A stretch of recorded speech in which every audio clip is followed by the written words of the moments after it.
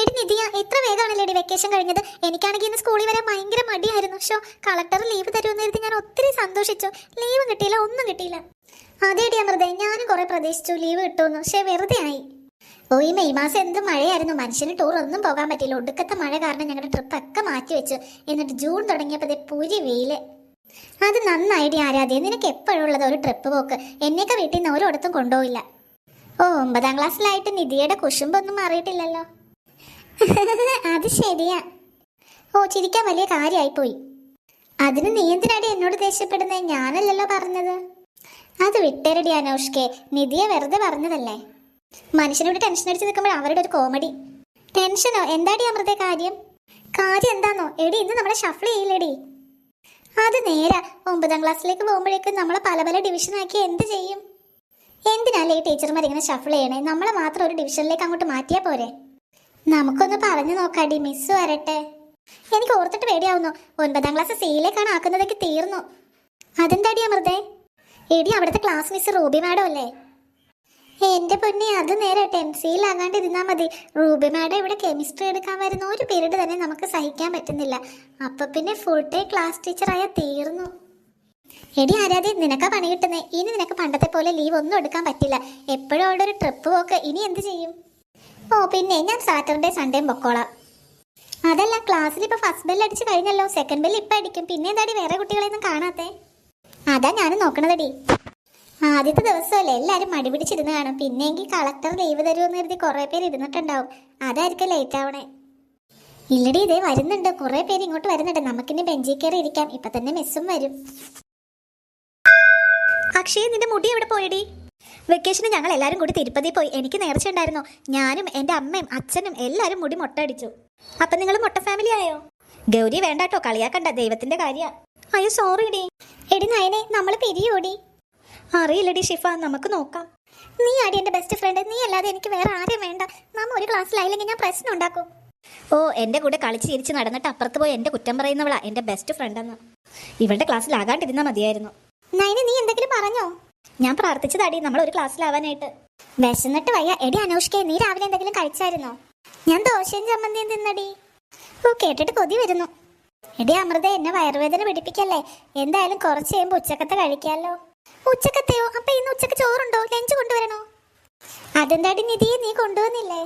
ഇല്ലടി സഹ്റ.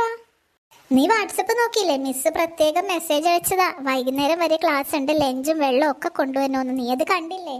അയ്യോ, ഞാൻ ശ്രദ്ധിച്ചില്ലടി. സാരമില്ലടി നിധിയ, നമുക്ക് ഷെയർ ചെയ്യാം. അയ്യോടി, ഞാൻ രാവിലെ ഒന്നും കഴിക്കാത്തതാ. അതുകൊണ്ട് എനിക്ക് ഉച്ചക്ക് എന്തെങ്കിലും കഴിക്കണം. എനിക്കൊരു ഇച്ചിരി ചോറേ കൊണ്ടുവന്നിട്ടുണ്ടാകുള്ളൂ. എനിക്ക് തരാൻ പാടായിരിക്കൂടി. ഓ, നീ കൊടുക്കണ്ട, ഞാൻ കൊടുത്തോളാം. ഓക്കെ. ഇങ്ങനൊരു കൊതിച്ചിപ്പാറു. ദേടി മരിയ മിസ് വരുന്നു, മിണ്ടല്ലേ. Good morning. Sit down. എടി മിസ് എന്താടി ഈ സാരി കൊടുത്ത്? ഇന്നിവിടെ ഓണ സെലിബ്രേഷൻ ആണോ? അയ്യോ, ഒന്ന് പോടി. ഇന്ന് പ്രവേശനോത്സവം അല്ലേ, അതായിരിക്കും. ഞാൻ ഷഫ സ്റ്റാൻഡപ്പ്. എന്താ നിങ്ങൾക്ക് അറിയേണ്ടത്? ഞാൻ ക്ലാസ്സിലേക്ക് വന്നപ്പോൾ തന്നെ തുടങ്ങിയോ വർത്താനം? എന്താ അവിടെ സംസാരം? ഒന്നുമില്ല മിസ്. ഒന്നുമില്ല, അതെനിക്കറിയാം. ഒന്നുമില്ല. എന്നാലും വർത്താനത്തിനൊരു കുറവുമില്ല. ഓ, ഇന്ന് ഞാൻ നല്ല സന്തോഷത്തോടെ കയറി വന്നതാ. ഗുഡ് മോർണിംഗ് പറഞ്ഞതും ഇങ്ങനെ ഓരോന്നെ കണ്ടാൽ എൻ്റെ വെറുതെ സ്വഭാവം മാറ്റരുത് കേട്ടോ പിള്ളേരെ. ഓക്കെ, അവിടെ ഇരിക്കേ.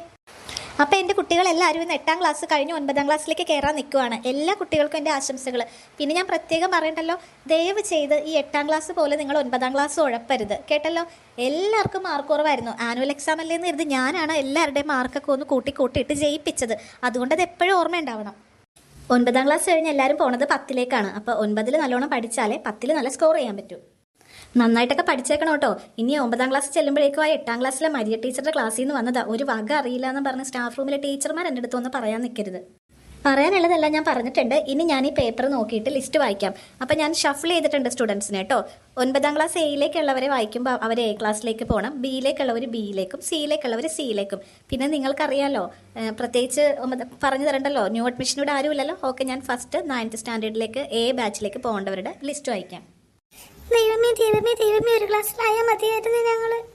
നിധിയ, ഞാൻ ഈ ബാച്ചിലാണല്ലേ. ആരാധ്യ. ആരാധ്യ നിധിയ ഒരു ക്ലാസ്സിലായല്ലോ. നമ്മളിപ്പോ വിളിക്കുമായിരിക്കൂടി. ഗൗരി, അക്ഷയ, നമ്മൾ ഒരു ക്ലാസ്സിലായിട്ട് രക്ഷപ്പെട്ടു.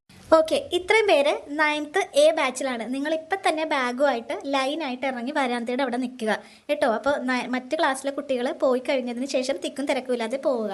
എടി അക്ഷയ രക്ഷപ്പെട്ടു, നമ്മൾ ഒരു ക്ലാസ്സിലാണ്, നമുക്ക് 9ാം ക്ലാസ് എയിലേക്ക് പോകാം. അടി വേഗം പോകാം, വാ, എന്റെ പ്രാർത്ഥന കേട്ടു.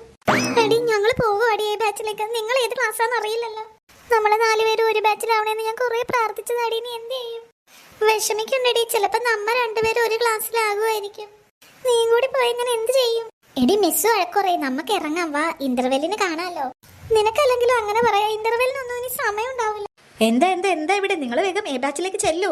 എനിക്ക് B ബാച്ചിലെയും C ബാച്ചിലെയും കുട്ടികളെ വിട്ടിട്ട് വേണം 7ാം ക്ലാസ്സിൽ നിന്ന് ഇങ്ങോട്ട് ജയിച്ച കുട്ടികളെ ഇവിടെ ഇരുത്താനായിട്ട്. അതുകൊണ്ടാണ് നിങ്ങൾ വേഗം ഇറങ്ങി വരാന്തയിൽ പോയി ക്യൂ നിൽക്കൂ. ഞാൻ പോണടി സഹറ. ശരിയടി, ഇന്റർവെല്ലിന് കാണാം. വെൽ, നെക്സ്റ്റ് ഞാൻ പറയുന്നത് B ബാച്ചിലേക്കുള്ള സ്റ്റുഡൻസ് ആണ് കേട്ടോ. അമൃത, സെഹ്റ. ഓക്കെ, ഈ 2 പേരും B ബാച്ചിലേക്ക് പോയിക്കോളൂ. നിങ്ങൾ വരാന്തയിൽ ഇറങ്ങി ക്യൂ നിൽക്കൂ കേട്ടോ.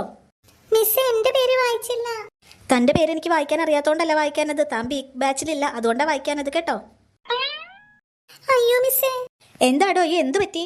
മിസ്, എന്റെ ഫ്രണ്ട്സ് A ബാച്ചിലേക്ക് പോയി. ഇപ്പൊ ബാക്കി ഉണ്ടായിരുന്നു ഫ്രണ്ട്സ് B ബാച്ചിലേക്കും. എനിക്ക് C ബാച്ചിൽ വേറെ ഫ്രണ്ട്സ് ഇല്ല മിസ്സേ. എടോ, ഈ ക്ലാസ്സിലെ കുട്ടികളെ മാത്രമേ ഷഫിൾ ചെയ്തേക്കണേ.